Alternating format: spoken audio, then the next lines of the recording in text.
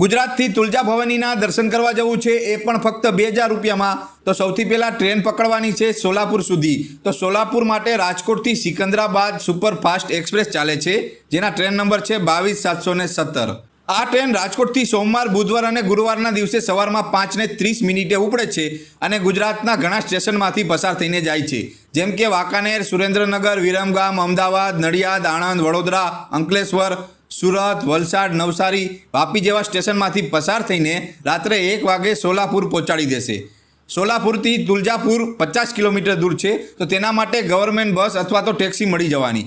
હવે રાજકોટથી Solapur sleeper class train ticket આવક જાવક 1130 રૂપિયા થશે અને સોલાપુરથી તુલજાપુરનું બસ ભાડું આવક જાવક 200 રૂપિયા થવાના।